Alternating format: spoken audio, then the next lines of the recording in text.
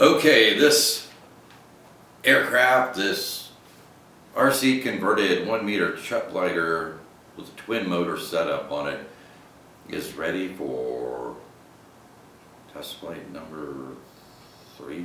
Test flight number 3, I think. I think that's where we're at. Anyway, I have had very few aircraft that have gone this well on the maiden launch and the maiden flight. I have had very little tuning that I've had to do to this, and I don't know if you watched the maiden flight and the second test flight, but I now just have, because it's slightly nose heavy, I have just about 1 millimeter of positive trim in the elevator that keeps it nice and level at cruising speed, so it's not ascending, it's not descending.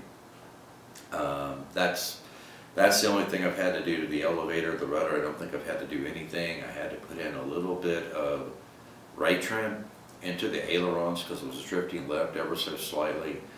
And now what I'm working on, because I had my dual rates on my aileron deflection dialed way back, because you know they're pretty large control surfaces and they're out there near the end of the wing. So I really thought it was going to have a tremendous amount of authority with the ailerons, even dialed back to 70% dual rate.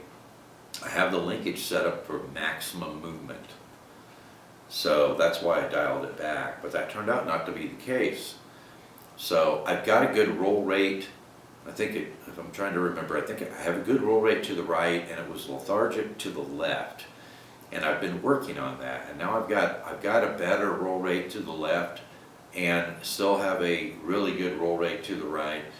I've had to dial in some differential to try and get those symmetrical, so I'm trying to hit that Goldilocks zone where I get a good roll rate in both directions and they're symmetrical, so that it rotates the same at the same speed in both directions. I think once I get that set up, it's going to be golden. I don't think there's anything else that I'm going to have to do to this plane. In test flight number 2, since after the maiden flight and test flight number 2, I didn't see any bad tendencies out of this plane. It was extremely stable during the entire flight, except for the maiden flight when I was coming in for a landing. I came in a little bit too slow and it got pretty jukey with me. So on the second flight, I kept the speed up a little bit more.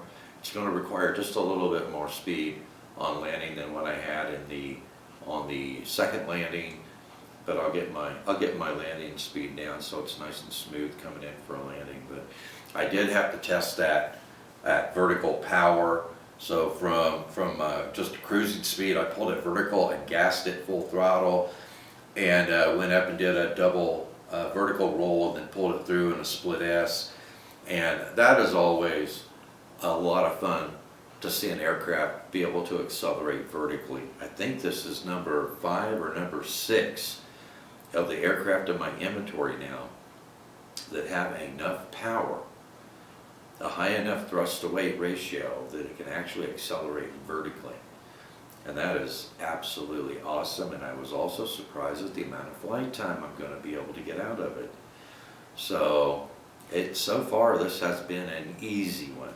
I mean, it was some work doing the conversion, but the tuning on this is going to be easy. I am ready for easy. You know, I had some difficult planes that took a lot of work to get to fly really, really well, but this is not going to be one of those. This is going to be, I think this is going to be an exceptional flying aircraft and easy to tune and set up. So anyway, let's go out to the field and throw it in the air again and see if I can get that roll rate to be symmetrical now. So I'll see you at the field. Okay, flight number 3 on our RC converted chuck glider with twin motors. Let's get out here by the road. Our balloon crew just departed. Alright, I think that's where my wind is. There's very little wind out here right now. Alright, launching.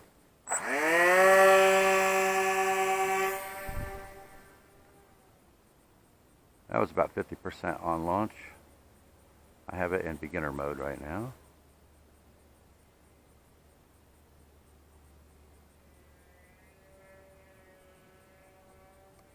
Okay, now I have it in wind mitigation mode.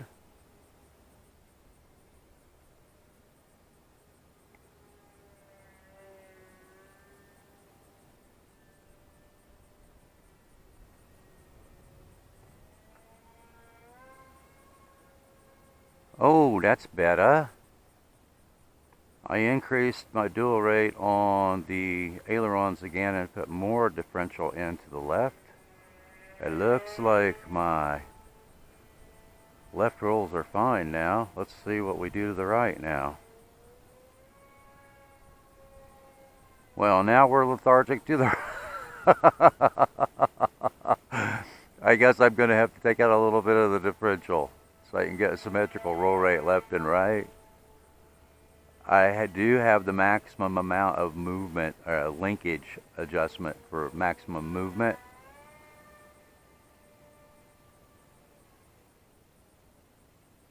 Check that out. That is going to be a very aerobatic powered glider. Oh yeah, that's an awesome roll rate to the left.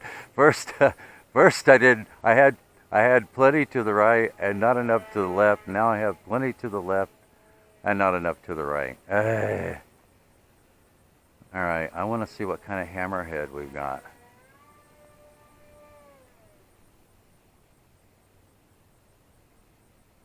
I don't know if it's because of these twin motors, but it's kind of hard to rotate the Ishin flying fish too. I can put more movement in my rudder, I think. I don't think that I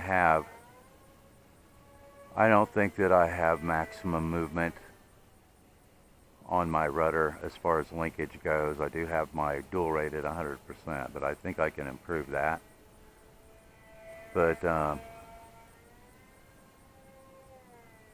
that was about 75% throttle doing that loop with this power system. So my hammerheads need some work. I still need to do some work on the ailerons to get symmetrical roll rate where it's decent to the left and to the right. That's awesome to the left.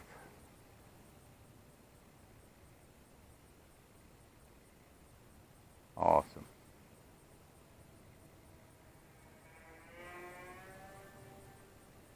I have plenty of rudder for turns. Just doesn't want to rotate very well on a hammerhead.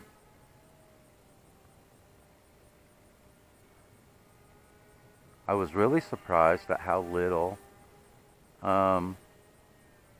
trim work I had to do on this.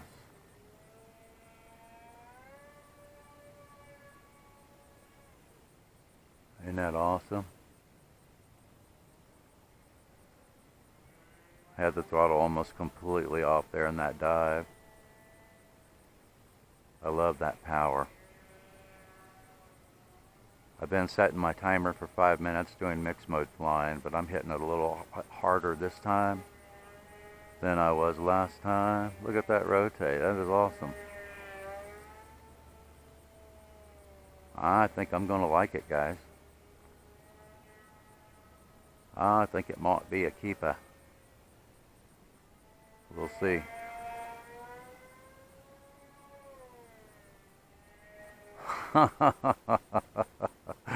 Those are pretty effortless, I have to say.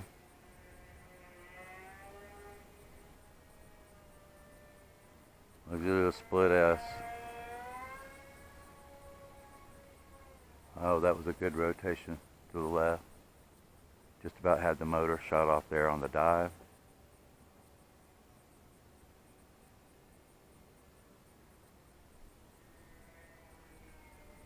I'm pretty happy with what I see so far. I got a little more tuning to do, but pretty happy with it. Okay, let's make sure we don't have anybody coming. and I can actually land into a little bit of wind this time instead of coming in downwind. Let's see how that works out. Oh, that was okay. So I did push it harder that flight than I did in the previous flights. I did get my timer before I landed. So let's see what kind of... Oh heck, we're still at 7.4 volts, guys. 3.7, 3 point, almost 3.7, 3.69, 3.73. Yeah. So the way I was flying with this tiny little GNV 2S 550 milliamp hour ADC LiPo, being pretty heavy in the throttle during that flight, you know, with mixed mode flying. I was in the throttle a lot more that flight than previous flights. And I still had, what was it, almost 3.7 volts in all three cells. So flying the way I fly, I could definitely get a 6-minute flight out of this and still have plenty in reserve in case I have to fly circuits before I land. You know, I've had a lot of traffic coming through here this morning, so that's always an issue, which is why I cut my flights short. So yeah, I think I could set it for 6 minutes and still have enough in reserve to fly some circuits before I land. But anyway, thanks for watching, and I will see you in the air.